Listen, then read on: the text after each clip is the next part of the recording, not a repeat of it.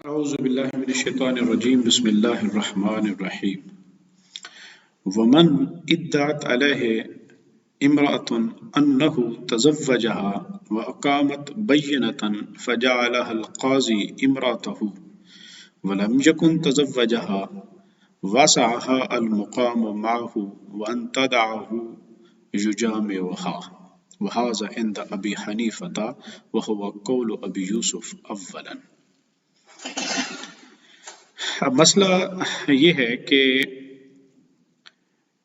کہ اگر کسی مرد کے اوپر کوئی عورت یہ دعویٰ کر دیتی ہے کہ اس مرد نے اس کے ساتھ شادی کی ہوئی ہے، نکاح کیا ہوا ہے، وَأَقَامَتْ بَيِّنَةً اور وہ اپنے اس دعوے کے اوپر دلیل بھی قائم کر دیتی ہے، بینہ شہادت قائم کر دیتی ہے، گواہ لے آتی ہے، فَجَعَلَهَا الْقَاضِي امْرَأَتَهُ تو قاضی جو فیصلہ کرتا ہے وہ کہتا ہے کہ یہ اس کی بیوی ہے، وہ اس عورت کو اس کی بیوی بنا دیتا ہے، کر دیتا ہے۔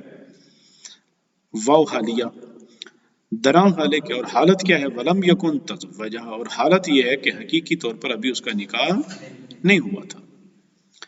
واسع المقام معہ تو کہتے ہیں قاضی کے اس کو اس کی بیوی قرار دینے سے مرد کے لیے اب یہ وسعت پیدا ہو گئی ہے کہ بھی اس کے لیے مقام پیدا ہو گیا ہے، کس بات کا؟ کہ وَأَن تَدَعَهُ کہ عورت مرد کو اب یہ اجازت دے دے کہ یجامعها کہ وہ اس کے ساتھ ازدواجی تعلق قائم کر سکے اور اس کے ساتھ مجامعت کر لے۔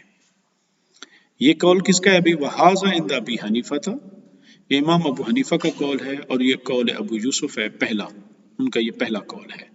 وفی قولہ الآخر وہ کہتے ہیں ایک اور قول بھی ان سے منقول ہے، وہ قول محمد اور وہ امام محمد کا قول بھی ہے، کیا کہ لا یسعہ ان یطاہا وہ کہتے ہیں کہ بھئی نہیں، اس سے یہ وسعت پیدا نہیں ہوگی کہ وہ اس کے ساتھ وطی کر سکے، وہ قول الشافعی اور یہ کس کا قول ہے؟ امام شافعی بھی یہی فرماتے ہیں۔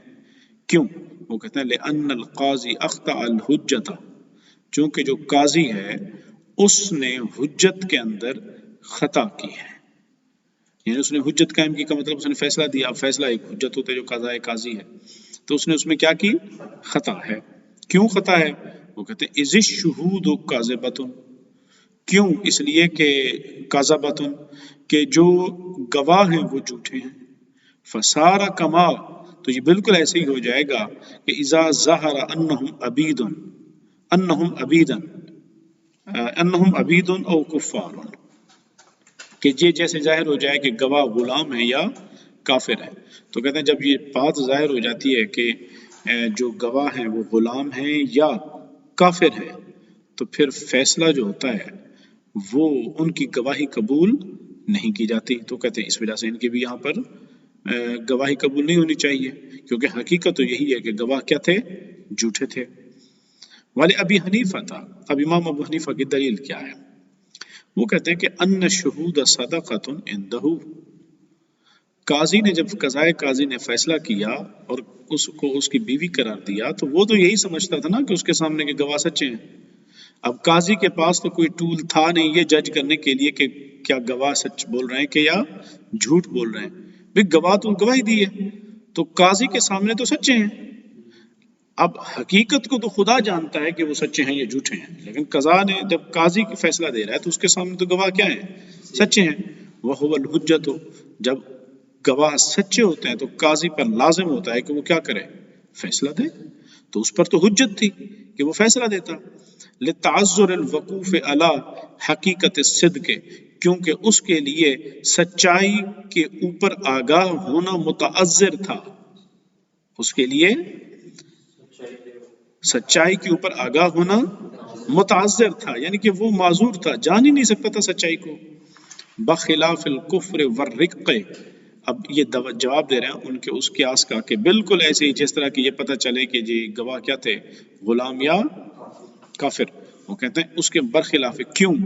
اس لیے کہ لأن الوقوف علیہما متیسر کیونکہ گواہوں کے بھئی یہ گواہ آزاد ہیں کہ غلام ہیں، مسلمان ہیں کہ کافر ہیں، یہ پتہ چلوانے میں مشکل پیش نہیں آتی۔ یہ تو آپ کسی لوگوں سے بھی پوچھ سکتے ہیں، ابھی جاننے والوں بتاؤ یہ بندہ آزاد ہے کہ غلام ہے، پتہ چل جاتا ہے کہ آزاد غلام ہے، لیکن گواہوں کا سچا اور جھوٹا ہونا پتہ نہیں چلتا۔ تو وَإِذَا ابْتَنَا الْقَضَاءَ عَلَى الْحُجَّةِ، تو اس وجہ سے وہ کہتے ہیں کہ جناب کفر اور رق کا معاملہ الگ ہے۔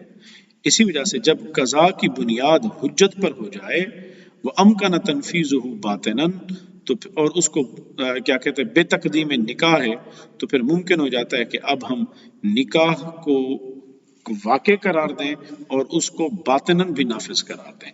تو نفذا، تو اس کو نافذ کر دیا جائے گا، قطعاً للمنازعات، تاکہ منازعت جو ہے وہ کیا ہو جائے، ختم ہو جائے، نزاع ختم ہو جائے۔ اب باطناً کی بات کریں، دیکھیں وہ کہتے ہیں کہ دو چیزیں ہیں، قضائے قاضی باطناً نافذ ہو اور حقیقتاً نافذ، ظاہراً نافذ ہو۔ ظاہراً نافذ ہونے کا مطلب ہوگا کہ دنیا کے سامنے ظاہری دکھاوے کے لیے وہ تو اس کی بیوی بن سکتی ہے، لیکن باطناً کا معنی ہوگا کہ اس کے ساتھ سو بھی سکتا ہے۔ بات سمجھ آ گئی؟ تو کہتے ہیں کہ اختلاف یہ چل رہا ہے کہ آیا جب قضائے قاضی نے اس کو اس کی بیوی قرار دیا، یہ فیصلہ باطناً نافذ ہوگا یا ظاہراً نافذ ہوگا؟ امام ابو حنیفہ فرماتے ہیں، اور امام ابو یوسف کا پہلا قول ہے کہ یہ ظاہراً بھی نافذ ہوگا، باطناً بھی نافذ ہوگا۔ یعنی وہ ایک ساتھ ایک بستر پر آرام تو کر سکتے ہیں اور مجامعت بھی کر سکتے ہیں۔ اچھا، لیکن امام شافعی کا بیان کیا ہے؟ وہ کہتے ہیں کہ بھی ظاہراً نافذ ہوگا، باطناً نافذ نہیں ہوگا۔ کیا ہوگا؟ ظاہراً نافذ ہوگا لیکن باطناً نافذ نہیں ہوگا۔ کیوں؟ کیونکہ گواہ کیا تھے؟ جھوٹے تھے۔ بخلاف الاملاک المرسلہ، اب یہاں پر وہ ایک مثال بنیاد کیا ہے؟ وہ کہتے ہیں دو طرح کی املاک ہوتی ہیں، ایک کہلاتی ہے املاک مقیدہ اور دوسری ہوتی ہے املاک مرسلہ۔ املاک جمع ہے ملکیت کی، تو آپ یہ کہہ سکتے ہیں کہ ملکیت مرسلہ اور ملکیت مقیدہ۔ ملکیت مقیدہ وہ ہوتی ہے کہ ایسی چیز کے اوپر دعویٰ کرنا، کہ ملکیت کا دعویٰ کرنا کہ اس ملکیت کا سبب بھی ذکر کیا جائے۔ بھئی یہ چیز میری ہے کیونکہ میں نے خریدی ہے، یہ چیز میری ہے کیونکہ مجھے تحفے میں ملی ہے۔ ملکیت کا ذکر دعویٰ بھی ہے اور ساتھ میں اس کی ملکیت کے سبب کا بھی ذکر موجود ہے، تو اسی وجہ سے ہم کہیں گے کہ یہ معاملہ کون سی ملکیت کا ہے؟ ملکیت مقیدہ کا ہے۔ ملکیت مرسلہ وہ ہوتی ہے کہ جس میں ملکیت کا دعویٰ تو ہوتا ہے لیکن سبب کا ذکر نہیں ہوتا، جس میں اب وہ کہتے ہیں کہ یہاں پر امام صاحب کہتے ہیں کہ جناب یہاں قضائے قاضی، اس پر تو کوئی اختلاف نہیں کہ جب قضائے قاضی ایسے املاک پہ ہو جو مرسلہ ہو، یعنی جس کے اندر سبب کا ذکر نہ ہو، تو وہاں پر فیصلہ قاضی کا ظاہراً نافذ ہوگا، باطناً نافذ نہیں ہوگا، اور اس پر کسی کا بھی اختلاف نہیں ہے۔ یعنی املاک مرسلہ پر قضائے قاضی اس طرح کے اگر جھوٹے گواہ دے رہے ہوں، قضائے قاضی اگر قرار دے دیتا ہے تو فیصلہ باطناً نافذ نہیں ہوگا۔ کیسے نافذ ہوگا؟ ظاہراً۔ لیکن اگر املاک مقیدہ پر قضائے قاضی اس طرح فیصلہ دے دیتا ہے تو اختلاف ہے۔ تو امام صاحب کیا کہتے ہیں؟ امام صاحب کہتے ہیں کہ اگر املاک مقیدہ پر اس طرح فیصلہ آئے گا تو پھر یہ سمجھا جائے گا گویا کہ قاضی نے جب ان کی گواہی کو قبول کیا تو گویا قاضی نے خود ہی نکاح پڑھ دیا عورت کا مرد کے ساتھ دو گواہوں کی موجودگی میں۔ اب جب اس نے کہا کہ یہ تیری بیوی ہے تو اس کا مطلب قاضی نے نکاح پڑھ دیا، تو جب نکاح پڑھ دیا ہے تو پھر کیا ہے؟ وہ اس کی بیوی بن گئی ہے، لہٰذا اب وہ اس کے ساتھ مجامعت بھی کر سکتا ہے۔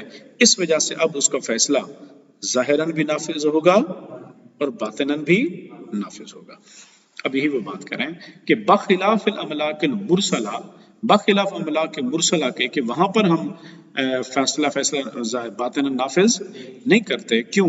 لأن فی الاسباب تزاحما فلا امکان واللہ عالم۔ وہ کہتے ہیں اس لیے کہ وہاں پر جو سبب ہوتے ہیں وہ مزاحم ہوتے ہیں، یعنی ریزسٹنس ہوتی ہے، رکاوٹ ہوتی ہے، اس میں ان کا سبب کا ذکر موجود ہی نہیں ہوتا، اس وجہ سے وہاں پر اس کو باطناً نافذ کرنے کا امکان نہیں ہوتا۔